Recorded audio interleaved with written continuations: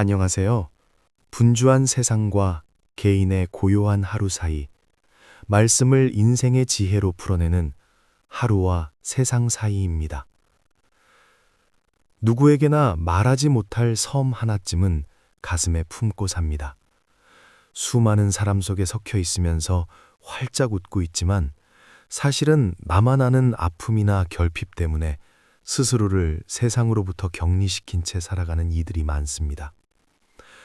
남들은 다 저렇게 밝게 사는데 왜 나만 이토록 무겁고 외로운 걸까 하는 생각은 때때로 우리를 차가운 고립의 방으로 밀어넣습니다.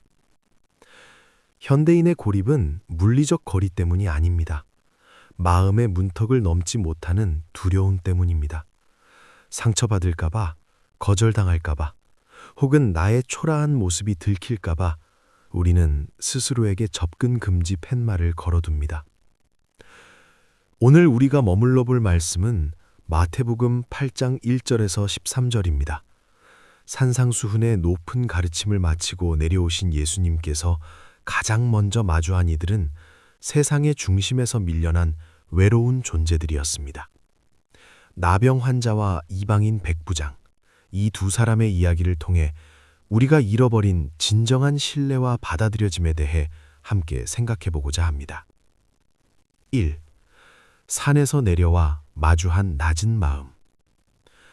우리는 살아가며 수많은 산을 오릅니다. 성취의 산, 책임의 산, 때로는 남들에게 보이기 위한 자존심의 산을 오르기도 하지요. 하지만 정작 우리를 깊게 만드는 시간은 그 산에서 내려와 차가운 평지의 현실을 마주할 때가 아닌가 싶습니다. 오늘 성경 본문은 예수님께서 산 위에서의 그 위대한 설교를 마치고 다시 사람들 사이로 내려오시는 장면으로 시작됩니다. 산 위에서의 말씀이 빛나는 이상이었다면 산 아래의 현실은 고통과 질병, 그리고 차별이 가득한 곳이었습니다. 수많은 인파가 그 뒤를 따릅니다. 그 북적이는 열기 속에 어울리지 않는 한 그림자가 나타납니다. 그 길 위에서 누구도 가까이 하려 하지 않았던 한 사람이 예수님 앞에 멈춰 섭니다.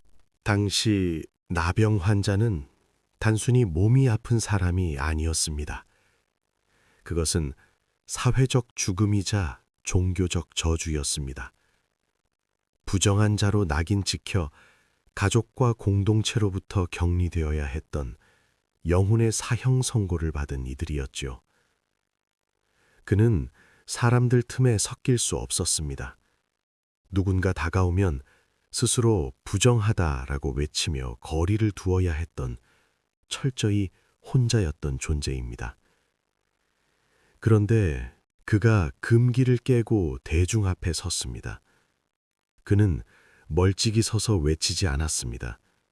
예수님의 발치에 엎드려 조용히 그러나 간절하게 심장의 언어를 꺼내놓습니다. 주여, 원하시면 저를 깨끗하게 하실 수 있나이다. 이 문장에는 처절한 겸손이 담겨 있습니다. 그는 당장 고쳐달라고 떼를 쓰지 않습니다. 자신의 고통이 얼마나 억울한지 화소연하지도 않죠. 해달라는 강요가 아니라 당신이 원하신다면 이라는 전적인 신뢰입니다. 대신 당신의 원하심을 먼저 묻습니다.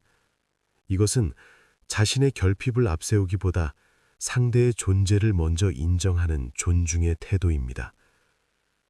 당신이 나를 돕고자 하는 마음이 있다면 그것으로 충분합니다. 라는 이 고백은 절망의 끝에 선 사람이 많이 가질 수 있는 가장 가란하고도 순수한 신뢰입니다.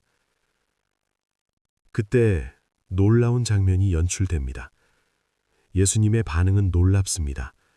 예수님은 말씀만으로도 고칠 수 있는 분이었으나 굳이 손을 내밀어 그에게 대시며 말씀하십니다. 내가 원하노니 깨끗함을 받으라.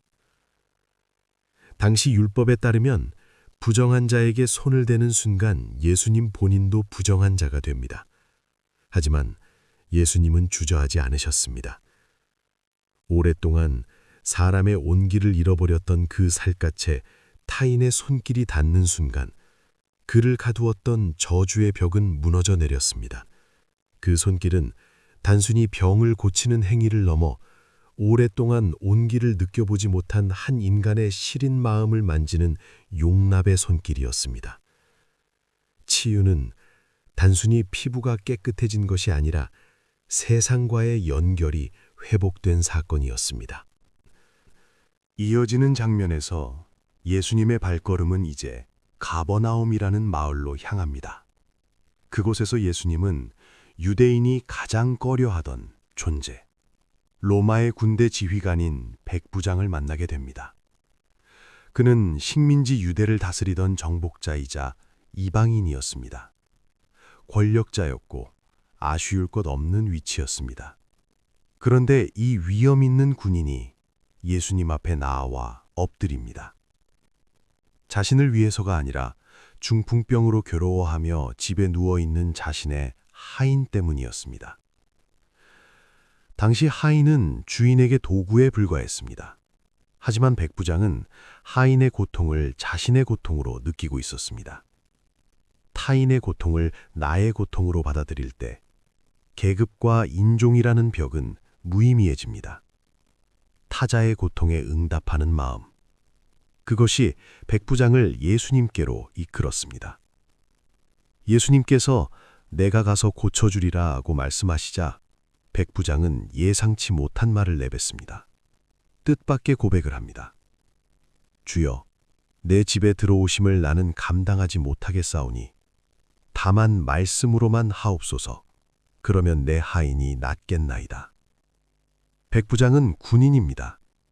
상급자가 명령하면 하급자가 움직이는 체계를 누구보다 잘 아는 사람이지요.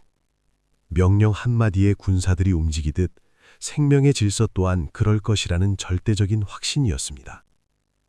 그는 예수님의 권위가 공간의 제약을 받지 않는 말씀의 권위임을 꿰뚫어 보았습니다. 물리적 거리가 치유의 걸림돌이 되지 않음을 알았습니다. 예수님은 이 이방인 군인의 고백을 듣고 놀랍게 여기시며 칭찬하십니다. 가장 가깝다고 자부하던 이들보다 오히려 경계 밖의 이방인이 본질을 꿰뚫어 보고 있었습니다. 매일 성경을 읽던 이들은 알아보지 못한 본질을 경계 밖의 이방인이 가장 정확히 알아본 것이지요. 이 사건을 인문학적 시선으로 들여다보면 이는 단순히 질병의 치유를 넘어선 환대의 사건입니다. 당시의 통념은 나병 환자를 만지는 것을 금했습니다. 하지만 예수님은 그 금기된 선을 먼저 넘었습니다. 진정한 위로는 멀리서 던지는 동정의 말이 아니라 상대가 갇혀있는 고립의 방 안으로 기꺼이 발을 들이는 것입니다. 예수님이 그의 몸에 손을 댄 행위는 너의 부정함이 나에게 옮겨오는 것이 아니라 나의 생명력이 너에게 흘러갈 것이라는 선언이었습니다. 우리는 종종 타인의 아픔을 볼 때 전염될까 두려워합니다. 하지만 진정한 회복은 나의 안전지대를 포기하고 타인의 현장으로 손을 뻗을 때 시작됩니다. 그것은 어긋난 마음을 바로잡는 사랑의 모험입니다. 백부장의 겸손 또한 권위의 의미를 재해석하게 합니다. 그는 당대 최고의 권력자였으나 자신의 하인을 위해 스스로 몸을 낮추었습니다. 다만 말씀으로만 하옵소서라는 고백은 현대인에게도 큰 통찰을 줍니다. 우리는 눈에 보이는 증거와 점유에 집착하지만 진정한 힘은 신뢰의 연결에 있다는 사실을 그는 보여주었습니다. 예수님은 백부장의 믿음을 보신 후 시선을 넓혀 미래의 풍경을 그리십니다. 동과 서로부터 많은 사람이 이르러 천국잔치에 앉으려니와. 이 동과 서는 우리가 흔히 자격 없다고 생각했던 이들을 상징합니다. 혈연과 제도의 벽을 허물고 신뢰라는 마음 하나로 연결되는 새로운 공동체를 선언하신 것입니다. 그리고 백부장에게 말씀하십니다. 가라, 내 믿음대로 될지어다. 그 즉시 하인이 나았습니다. 여기서 중요한 것은 내 소원대로가 아니라 내 믿음대로라는 점입니다. 백부장은 예수님의 말씀을 그대로 받아들였습니다.